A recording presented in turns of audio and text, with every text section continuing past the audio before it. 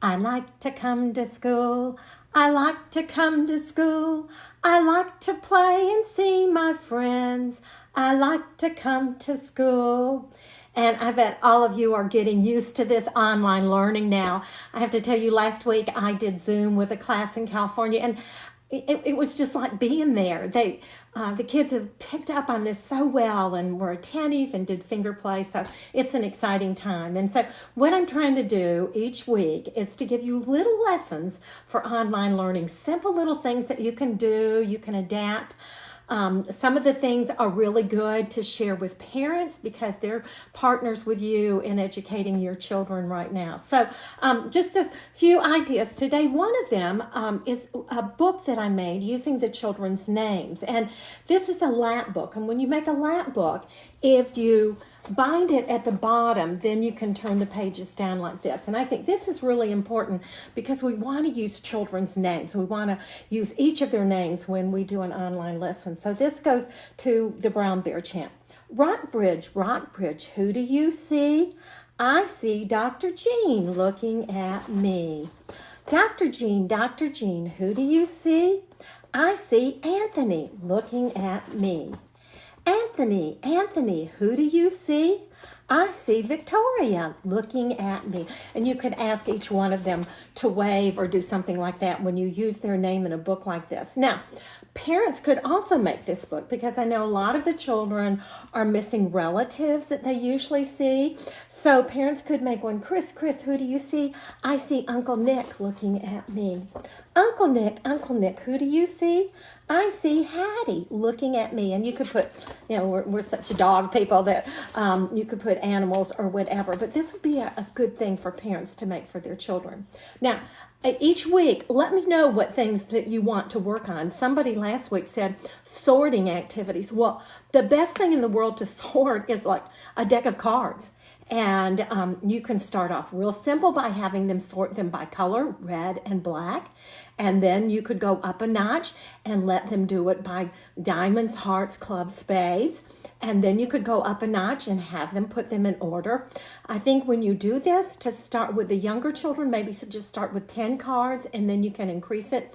But lots of things that you can do with a deck of card sorting. There's all sorts of things you have around your house that you can sort. Another plastic, you might have a bag of these old plastic forks and knives and spoons, and the children could sort these. You could even, if you had an extra silverware tray, they could sort these that way. Somebody also asked about patterning. And so you could take something simple like this and do fork, spoon. Say it with me. Fork, spoon. What's going to come next? That's right, fork. And so you could do these online with the children, and then you're being a good example for parents as well. Now, another question was about rhyming, helping children rhyme, and it doesn't happen like that. They have to take it in, and then they're finally able to make that connection. Nursery rhymes are a great place to start, and prekinders.com has these really cool nursery rhymes that you can run off, and so you can encourage the parents to do this. One of the things that my kids like to do with me was something called back and forth, and so all nursery rhymes can be sung to Yankee Doodle.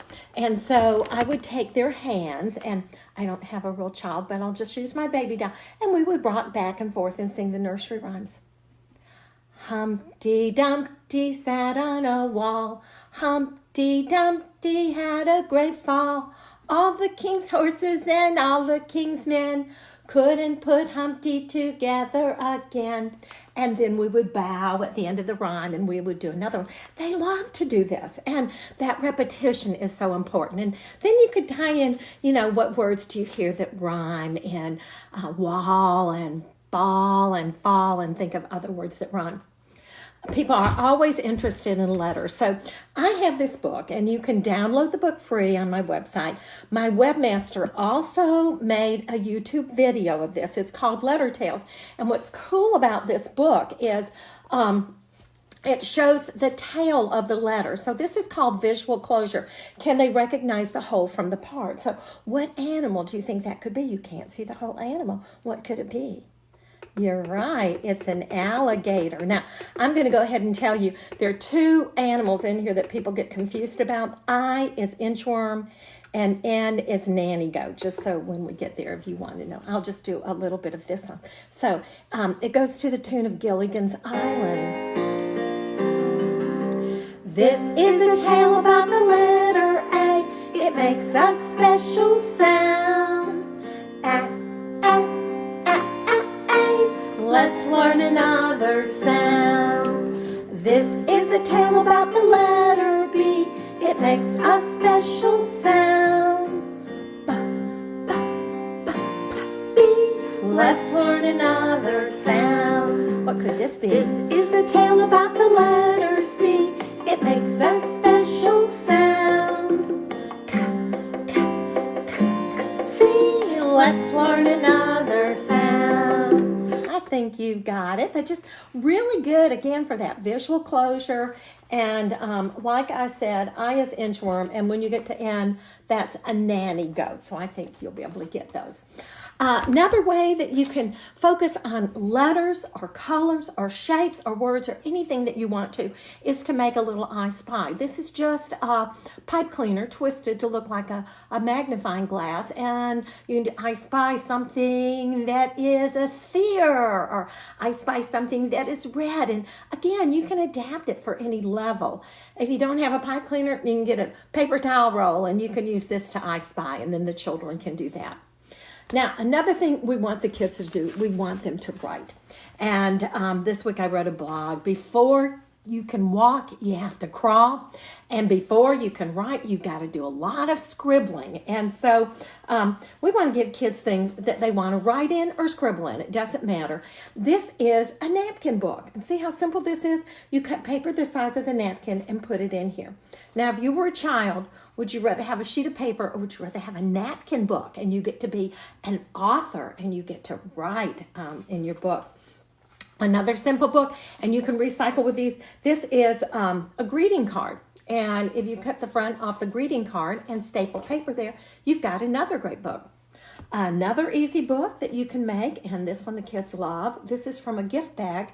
Cut the front and back off the gift bag and staple paper in here, and you've got a great book. Now, I know Easter's coming up, and some of you want some ideas, so I was going to show you a real simple way to make an Easter basket. If you open up a lunch bag and you roll out and down all the way down, and the children can do this. There's no right or wrong way to do this. When you get through, it looks like a nest.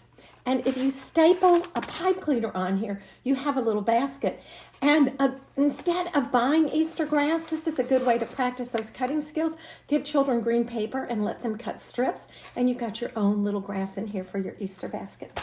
And of course, you might want an Easter bonnet. So the rim of a paper plate, and the children get to decorate it. And then they have their Easter bonnet. Or maybe you just want bunny ears. And if you're like me, I don't have a lot of supplies around. So with these, I had to get a grocery bag and cut it apart to get something big enough to do this. And you can just have the ears, and you can put a little cottontail, and then they can have their bunny ears. Now, one other thing I wanted to share with you today. This is amazing. Carolyn Kozlowski, a friend of mine, has developed this lesson plan that you can share with the parents. And so each day for your online lesson, she's got a reading activity, a writing, a phonics, a math, science, and an outdoor activity specials. And she's even got some links so parents can see the songs and how to play the games, and some simple reading activities with sight words they might be working. I mean, this is, she's a genius. There's just all sorts of things that she's got. It's free. It's free. She's got it. She did it for this week, and next week's you will find on my blog, you'll find the link for that, so you can download that. Perfect for you, perfect for families. This is meant for kindergarten, so some of you, this might be a good idea for you to take and go with it a little bit. I think, you know, parents are becoming so much more appreciative of what you do, and, you know, Every cloud has a silver lining, and I think all sorts of special connections are happening between children and their families because of what we are modeling and what we are trying to help them do. So it is my joy to pass on some of the ideas that people have shared with me through my career. And so again, let me know what you want to work on. I'm giving you patterning and some sorting and some rhyming and some writing and letters and sounds today, just a little bit of fun. So it is time to say goodbye to all my friends. It is time to say goodbye to all my friends. It is time to say goodbye. Give a smile and wink your eye. It is time to say goodbye to all my friends. Goodbye, friends. Thank you for joining me today. God bless.